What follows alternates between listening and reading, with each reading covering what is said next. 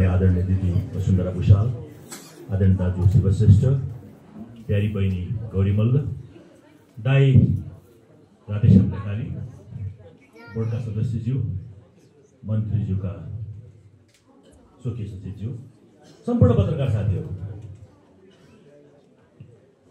भन्नुपर्ने कुराहरू विचार मन्थनका क्रममा हामीले भनिसकेका छौँ।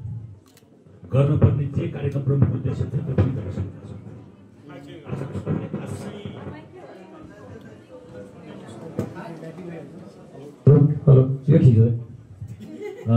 भाषण सुन्ने खासै हाम्रो उमेर समूह पनि होइन जो पछाडि हुनुहुन्छ।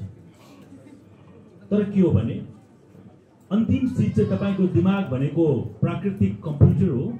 यो प्राकृतिक कम्प्युटरमा जति बढी सामग्रीहरू त्यहाँ हालिन्छ, वन क्लिकमा त्यो एउटा इमेजिनरी स्क्रिनमा फ्ल्यास हुन्छ र तपाईँको बौद्धिक क्षमता त्यसपछि देखिन्छ। त्यो बौद्धिक क्षमता तपाईँले बोल्दा, तपाईँले हिँड्दा, तपाईँले व्यवहार गर्दा, तपाईँले लेख्दा, तपाईँले क्यामेरा खिच्दा र तपाईँले ती आफ्ना पत्रकारिताका सम्पूर्ण पेसागत धर्महरू निर्वाह गर्दा देखिन्छ। त्यसकारण आफ्नो वरपर भएका सबै चिजहरू आफूलाई मनै नपर्ने विषयवस्तुमा पनि र अत्यन्तै मनपर्ने विषयवस्तुमा पनि, आफूले जान्दै नजानेका विषयवस्तुमा पनि र आफूले जानिसकेको विषयवस्तुमा पनि पूर्णतया ध्यान राखिदिनु हुनका लागि अनुरोध गर्दछु। यसले तपाईँको व्यक्तिगत विकास हुन्छ, त्यसले मेरो विकास हुँदैन। किनभने एउटा मलाई के सिक्न मन लाग्यो भने जहिले पनि सानो सानो एडिट गर्न पनि भन्न पर्ने क्या, मतलब साथीको सहयोग लिन पर्ने होइन। अब अरू भिडियो एडिटिङमा म एकदम उठेँ, यो के भन्छ फोटोसप भाइ होइन, म नबोल्ने भने नबोल्दा पनि मलाई के हुँदैन है।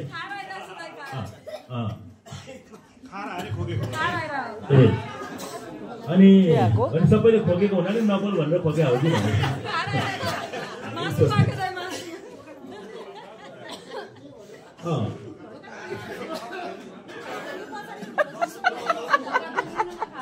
कस्तो हाँस उठ्दो भएको रहेछ नि त यहाँ त।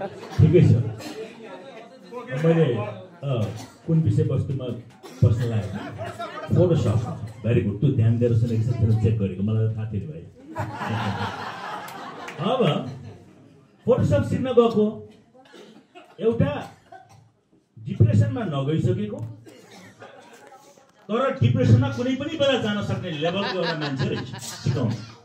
म पनि गएँ, अरू त यङ 4-5 जना थिए, म पनि गएँ। आफ्नो बारेमा भने मैले यति वर्ष यो गरेको त्यो गरेको उसले सिकाए एज अ टिचर। म पनि बसेर सिकेँ, प्र्याक्टिसहरू गर्नु, घरमा गएर ल्यापटपमा गर्नु भन्यो। अनि 2 दिनपछि क्लास, त्यसपछि सुरु हुने। अनि एउटा सानो काम पनि दियो, एउटा यति मेट्नु अनि यता पेस्ट गर्नु, यो गर्नु भनेर उसले सिकायो। थ्योरी मात्रै सिकायो, अन्त थ्योरी गरेर लिएर आउनु पर्ने। अनि मैले चाहिँ गरेर लिएर आएँ। त्यहाँ 2 जना केटाहरूले चाहिँ गरेर लिएर आएन चाहिँ। नलिएर आएपछि उसले के भन्यो भने ठिकै छ, म त आउँछु, 1 घन्टा क्लास लिन्छु, महिनाको 50,000 दिन्छ, मेरो पैसा पाइहाल्छु। अब तपाईँले गरे पनि नगरे पनि मलाई मतलब छैन भन्दै कति कुलले भन्यो क्या। अब यसरी भन्दा रिस चाहिँ उठ्छ होइन। अब मेरो सिकाउने धर्म सिकाउने हो, अब तपाईँ सिक्नुहुन्न भने तपाईँको कुरा हो। मैले मेरो चिज त पाइसकेको छु। तर म चाहन्छु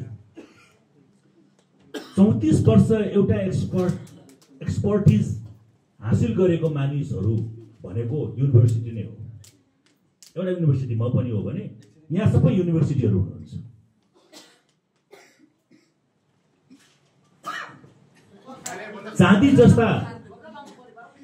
चाँदी जस्ता फुलेका कपालको जरी पनि कुरा गर्छु, ती कपालहरू बुढेसकालका प्रतीक होइनन्। ती उनका जीवनमा भोगाइहरू हुन्, जसका प्रत्येक केस्राहरूबाट तपाईँले थुप्रै कुराहरू सिक्न सक्नुहुन्छ। त्यसकारण हामीले ठुला मानिसहरूलाई सम्मान गर्छौँ। फेरि 18-19 वर्षमै फुलेका कपाल भएका मान्छे पनि छन् यहाँ। त्यसको कपालको पछि चाहिँ नडराउनुहोस्, सुपरफिसियल हुन्छ। उहाँ त्यो भर्खरको 32मा हुनुहुन्छ, कपाल फुल्यो गौरी बहिनीको होइन। अनि खैर यो भनेको चाहिँ अब तपाईँ एकदम पिन ड्रप साइलेन्समा आउनुभयो, खुसी लाग्यो। सरी बहिनी, अघि त्यो वास्तव मलाई पनि यहाँको अकबरे खोर्सानी चाहिँ तगडै हुन्छ भन्ने कुरा अहिले थाहा भयो सबैलाई। Okay, let's come to the point. आज यो कार्यक्रम यहाँ गर्नु हुने पत्रकार साथीलाई धन्यवाद छ। अनि बोर्डले गरेर दिनेश ऋषिले एक्स्ट्रा सहयोग गरेर भन्ने कुराहरू थुप्रै आयो। वास्तवमा म चाहिँ उहाँहरूले गरेर यहाँ घले गाउँमा थिएँ, इलाममा गर्ने, इलाममा भनेर उहाँ भाइ हुनुहुन्थ्यो, एकदम इलाममा गर्ने भनेपछि आफ्नो जन्मको ठाउँमा गर्ने भन्ने खुसीको उहाँहरूले गर्नेमा म आउने भन्ने सोचेको थिएँ। त्यसपछि एउटा उसलाई बोर्डले भयङ्कर गरेँ भने म भन्दिनँ। हरेक संस्थालाई, त्यो निर्देशक समाजलाई होस्, कलाकार सङ्घलाई होस्, पत्रकार सङ्घलाई होस्, 11वटा सङ्घ संस्था छ, उसलाई सहयोग गर्नु धर्म नै हो भन्दाखेरि दिनेश ऋषिलाई खासै धन्यवाद दिइराख्नु पर्दैन। त्यहाँ दिनेश ऋषि होस् कि खाली ऋषि होस्, जो आए पनि त्यो गर्नै पर्छ, उसको कर्तव्य हो। द्याट इज ड्युटी होइन। गाडी चलाउनुले चालकले राम्रो गाडी चलायो भने उसलाई धन्यवाद दिनै पर्दैन नि। तर त्यसपछि मैले धन्यवाद त उहाँलाई दिनुपर्छ कि बाल चलचित्र महोत्सव गर्नुपर्ने थियो। त्यो चलचित्र महोत्सवलाई मैले इलाममा डाइभर्ट गरेँ, त्यो अर्कै ठाउँमा हुनेवाला थियो। त्यो बापत धेरै दिनदेखि नखाएको गाली पनि सामाजिक सञ्जालमा अलिअलि खाएँ, इलाममा लगो भनेर, आफ्नो ठाउँमा लगो भनेर। मलाई इलाममा कुनै चुनाव उठ्ने मेरो विचार पनि छैन र त्यो मेरो लाइन पनि होइन। ती साथीहरूलाई र तपाईँहरू मार्फत खास गरी म भन्न चाहन्छु, अघि भाइले भन्नुभयो इलाममा प्रदेश सरकारको सहयोगमा त्यहाँको फिक्स्ड एसेट्सहरू चाहिँ इलाम नगरपालिका, इलाम बजारको कुरा गरिरहेको छु, त्यो नगरपालिकाले दिएर 2वटा सिनेमा हलहरू बनिसकेका छन्। ती सिनेमा हलहरूको प्रचार गर्न पनि हाम्रो काम हो। सिनेमा हलले नभएको ठाउँमा कार्यक्रम गरेर पैसा खनाएर नो, वाइडर भिजनमा जाउँ। सिनेमा हल नभएको ठाउँ थियो इलाममा, कुनै बेला सिनेमा हल नै थिएन हामी हुँदाखेरि।